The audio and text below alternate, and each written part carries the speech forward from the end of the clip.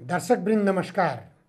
जनधारणा खबरको युट्युब च्यानलमा यहाँहरूलाई स्वागत गर्न चाहन्छु। म निमकान्त पाण्डे। आज 2080 असोज 3 गते नेपालका सबै राजनीतिक दलका नेताहरूले संविधानप्रति असन्तुष्टि व्यक्त गरिरहेका छन्। संविधानले गन्तव्य समात्न सकेन। यो संविधान ल्याउनको निम्ति 8 वर्षसम्म संविधान सभामा कसरत गरेका राजनीतिक दलका नेताहरू नै यो संविधानप्रति सन्तुष्ट छैनन्। देशमा राजनीतिक स्थिरता आउन सकेन। यो संविधानले निर्दिष्ट गरेको चुनाव प्रणाली अत्यन्त महँगो भयो। यो महँगो चुनाव प्रणाली देशले धान्न सक्दैन। यो प्रत्येक राजनीतिक दलका शीर्ष नेताहरूको मुखमा झुन्डिएको शब्द हो। तैपनि आज 9 संविधान दिवस मनाइँदैछ। 9 वर्ष प्रवेश गर्यो आजदेखि संविधान कार्यान्वयन भएको। यो संविधान कार्यान्वयन भइसकेपछि देशले स्थिरता कायम गर्नु पर्थ्यो, राजनीतिक स्थिरता कायम गर्नु पर्थ्यो, विकासले गति लिनु पर्थ्यो, रोजगारीको सृजना हुनु पर्थ्यो, जनताका अपेक्षाहरू पुरा हुँदै जानु पर्थ्यो क्रमिक रूपमा। तर त्यो आशा गर्ने ठाउँ कतैबाट पनि देखिँदैन। जनताले नचाहँदै जे काम भइरहेका छन् तिनी कामहरू रोकिँदैनन्, पटक्कै रोकिँदैनन्। सरकारले रोक्न चाहन्न, संविधान निर्माण गर्ने नेताहरूले रोक्न चाहन्नन्। जसरी हामी उदाहरणका रूपमा लिन सक्छौँ एमसीसी सम्झौता। जनताले रोक्न खोजेका थिए, सरकारले रोक्न सकेन। नागरिकता विधेयक जनताले रोक्न खोजेका थिए, सरकारले रोक्न चाहेन। जसरी पनि पारित गरेर छोडियो। यी दुवै नागरिकता विधेयक र एमसीसी सम्झौता विदेशीका स्वार्थका लागि आएका थिए। त्यसकारण ती दुवैलाई पारित गर्न यहाँका राजनीतिक दलका नेताहरू बाध्य भए। किन बाध्य भए? उनीहरूले बुझ्ने कुरा हो, उनीहरूले जान्ने कुरा हो। तर यो संविधान दिवस नेपाली जनताका निम्ति कुनै खुसीको कुरा छैन। यो संविधानले नेपाली जनतालाई के दियो? संविधानले दिएको छ प्रस्तावनामा गन्तव्य समाजवादको शब्द दिएको छ। संविधानले शिक्षामा नैसर्गिक अधिकारको प्रत्याभूति गरेको छ, मौलिक हकको प्रत्याभूति गरेको छ, रोजगारीको ग्यारेन्टी गरेको छ। सबै कुरा दिएको छ संविधानले। लिपिबद्ध रूपमा संविधानमा धेरै कुराहरू छन्, तर जनताले केही पनि पाएका छैनन्। नेताहरूको निम्ति समाजवाद आइसकेको छ। नेताहरूले यसरी विलासी जीवन बिताउन पाइरहेका छन् कि उनीहरूलाई कानुन समेत लाग्दैन। उनीहरू भ्रष्टाचारमा लिप्त भए पनि उनीहरूलाई कानुन आकर्षित हुँदैन। उनीहरूले जुनसुकै किसिमको अपराध गरे पनि, कसैको ज्यानै मारे पनि उनीहरूलाई कानुन लाग्दैन। उनीहरूले जुनसुकै किसिमका दण्डनीय अपराध गरे पनि उनीहरू दण्डित हुनु नपर्ने गरिकन संविधान बनेको रहेछ भनेर बुझ्नुपर्ने अवस्था विकसित भएको छ देशमा। जसरी हामी देखिरहेका छौँ, अहिलेको सत्तारूढ दल अथवा प्रधानमन्त्री प्रचण्डको पार्टी माओवादी केन्द्रका धेरै नेताहरू सुन तस्करीमा जोडिएका छन्। तर कुनै नेताहरूलाई प्रहरीले अनुसन्धानको दायरामा तान्न सकेको छैन। यसरी नेताहरूलाई अपराधजन्य कार्य गर्दा पनि उनीहरूलाई कानुनी दायरामा तान्न नसक्ने संविधान, यो कस्तो खालको संविधान हो? यो संविधानप्रति नेपाली जनता असन्तुष्ट छन्। नेपालका राजनीतिक दलका नेताहरू असन्तुष्ट छन्। विपक्षी राजनीतिक दलका नेताहरू असन्तुष्ट हुनु अझ फरक बाटो हो। तर दुर्भाग्यको कुरा के छ भने सबै पार्टीका शीर्ष नेताहरूले संविधान दिवसको शुभकामना आदान प्रदान गरिरहेका छन्, बाँडिरहेका छन्। जनताका बीचमा भ्रम छरिरहेका छन्। अझै पनि यो संविधानले केही गर्न सक्छ भन्ने कुरा गरिरहेका छन्। यो संविधानले गर्दा देशमा स्थिर सरकार हुन सकेन। यो संविधानको कारणले गर्दा कुनै पनि संसदले आफ्नो पुरा आयु बिताउन पाएन, अथवा 5 वर्ष न्यूनतम पनि संसदको आयु हो। संसदको 5 वर्ष आयु कहिल्यै पनि पुरा हुन पाएन। बीचमै संसद विघटन हुँदै आइरहेका छन्। त्यसैगरी सरकारले 5 वर्ष बिताउन पाएको छैन। सरकार अस्थिर बन्दै गइरहेको छ। यो संविधानको सबैभन्दा महत्त्वपूर्ण पक्ष भनेको राजनीतिक स्थिरता भनिएको थियो। तर राजनीतिक स्थिरता पनि यो संविधानले दिन सकेन। यस्तो संविधानको प्रशंसा सबैभन्दा आश्चर्यजनक ढङ्गले कसले गरेको छ भनेर हेर्दै जाँदा मैले सामाजिक सञ्जालमा भेट्टाएँ अमेरिकाका विदेश मन्त्री एन्थोनी ब्लिङ्केनले सबैभन्दा खुसी व्यक्त गर्नुभएको छ। अमेरिकाका विदेश मन्त्री ब्लिङ्केनले नेपाल सरकारलाई शुभकामना दिनुभएको छैन, नेपालका परराष्ट्र मन्त्रीलाई शुभकामना दिनुभएको छैन। नेपालका प्रधानमन्त्री परराष्ट्र मन्त्री त अझ अमेरिकामै हुनुहुन्छ, उहाँहरूलाई विदेश मन्त्री ब्लिङ्केनले शुभकामना दिनुभएको छैन। नेपाली जनतालाई उहाँले शुभकामना दिनुभएको छ। संविधान दिवसको उपलक्ष्यमा अर्थपूर्ण ढङ्गले शुभकामना दिनुभएको छ। अमेरिकी विदेश मन्त्री एन्थोनी ब्लिङ्केनले अमेरिका र नेपालका नागरिक बीचको सम्बन्ध महत्त्वपूर्ण भएको भनेर उल्लेख गर्नुभएको छ।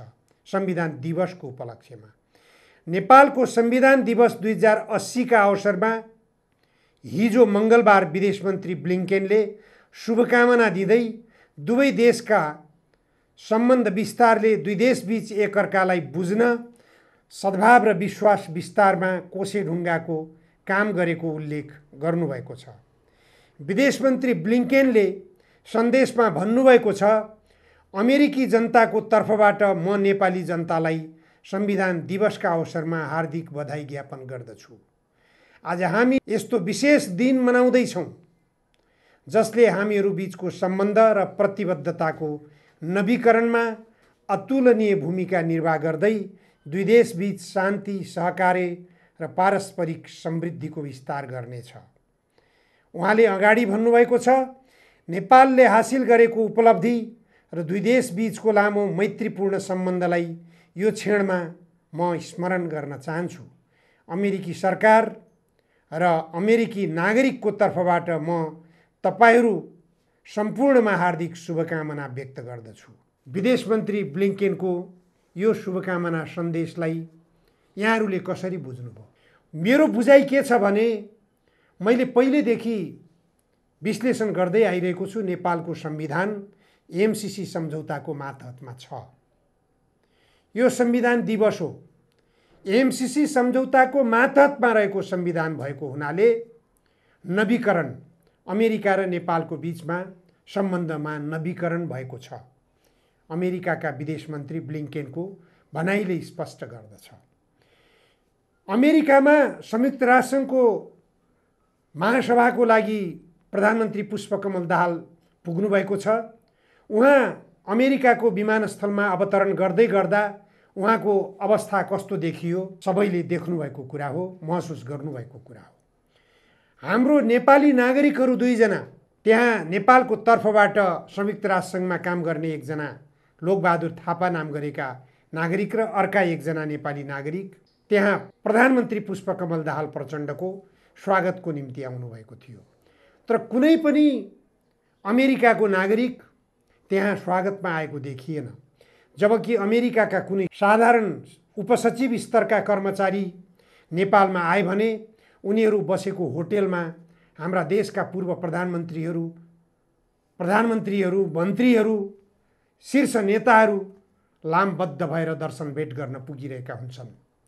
तर त्यहाँ कुनै विदेश मन्त्रीसँग हाम्रा प्रधानमन्त्रीले भेटेको सन्देश आएको छैन। बरु संसारको नजरमा टाट पल्टिएको भनेर चिनिएको श्रीलङ्काका राष्ट्रपतिसँग हाम्रा प्रधानमन्त्रीले भेटेको समाचार बाहिरिएको छ। यो गतिविधिले अमेरिकामै रहनुभएका प्रधानमन्त्रीले पाउनुपर्ने बधाई सन्देश संविधान दिवसको उपलक्ष्यमा हाम्रा नेपाली जनताले मात्र पाउने गरिकन अमेरिकाका विदेश मन्त्री ब्लिङ्केनले दिनुभएको छ। त्यसको निम्ति ब्लिङ्केनलाई धन्यवाद दिने कि नदिने यो नेपाली जनताले विरोध गरिरहेको, नेपाली जनताले यो संविधानको विकल्प खोजिरहेको, नेपाली जनताले यो शासकीय प्रणालीको विकल्प खोजिरहेको, अर्थात् वर्तमान संविधानले अपनाएको शासकीय प्रणालीको विकल्प खोजिरहेका छन्। नेपाली जनताले वर्तमान संविधानले अपनाएको निर्वाचन प्रणालीको विकल्प खोजिरहेका छन्। नेपाली जनताले वर्तमान संविधानले अपनाएको उत्पादन प्रणालीको विकल्प खोजिरहेका छन्। नेपाली जनताले अहिलेको संविधानले अपनाएको शैक्षिक प्रणालीको विकल्प खोजिरहेका छन्। यी सबै कुराहरूलाई मध्यनजर गर्ने हो भने संविधान उलटफेर गर्नुपर्ने अवस्थामा छ।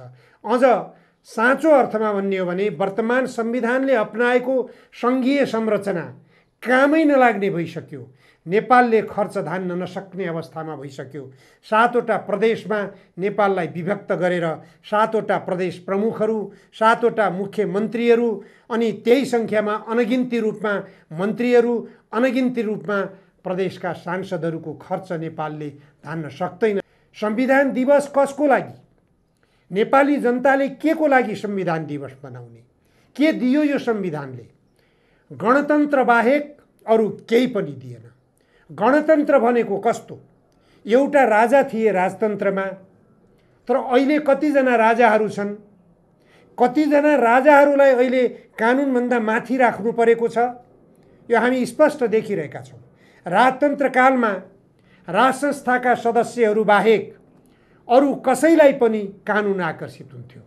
अहिले धेरै नेताहरू छन् जो नेताहरूलाई कानुनले छुन सकिरहेको छैन।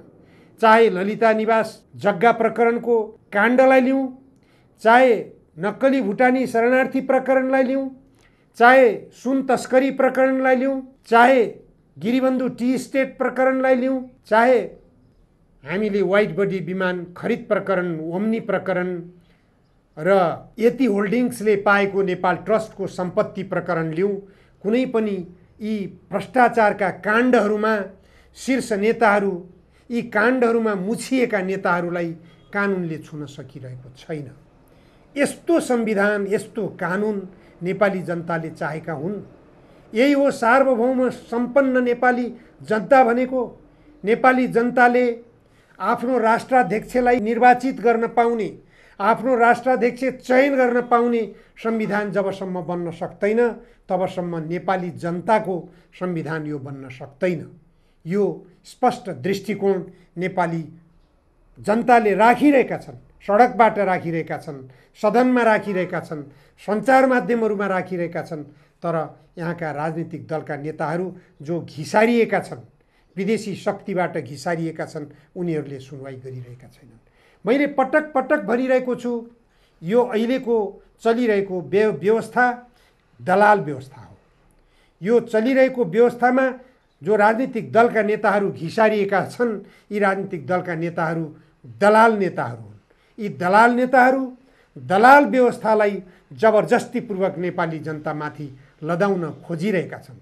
त्यसकारण आज संविधान दिवसको उपलक्ष्यमा संविधान दिवसको शुभकामना दिनुभन्दा यो संविधानलाई जनपक्षीय बनाउनको निम्ति, यो संविधानलाई राष्ट्रिय एकता कायम बनाउनको निम्ति के सवालमा संशोधन गर्नुपर्ने हो, त्यो संशोधन गर्नुपर्ने सवालमा राजनीतिक दलका नेताहरूले गोलमेज सम्मेलन गरेर अविलम्ब राष्ट्रिय हित र जनहित हुने गरी संविधानलाई परिमार्जन गर्न सकिएन, यसलाई संशोधन गर्न सकिएन भने अत्यन्त अप्रियकर ढङ्गले यो संविधानको विकल्प राजनीतिक दलका नेताहरूले हेर्दा हेर्दै देखा पर्नेछ। त्यसकारण राजनीतिक दलका नेताहरूले यदि यो संविधानलाई दिगो बनाउन चाहन्छन्, यो व्यवस्थाको जग बलियो बनाउन चाहन्छन्, यो गणतन्त्रको जग बलियो बनाउन चाहन्छन्, लोकतन्त्रको जग बलियो बनाउन चाहन्छन् भने संविधानमा आवश्यकता अनुसार संशोधन गर्न जरुरी छ। संशोधन गरेर स्थिर सरकार दिने र राजनीतिक स्थिरताको बाटो अपनाउने गरिकन यो संविधानमा संशोधन गर्न जरुरी छ। आज संविधान दिवसको दिन राजनीतिक दलका सबै नेताहरूले गम्भीरतापूर्वक यो संविधानमा कुन कुन धाराहरू संशोधन गर्न आवश्यक छ र कुन कुन धाराहरूलाई सक्रियतापूर्वक कार्यान्वयनमा लैजान जरुरी छ भन्ने कुरातर्फ गम्भीर बन्न जरुरी छ। हस्, आजलाई यति मात्र। धन्यवाद। नमस्कार। म निमकान्त पाण्डे।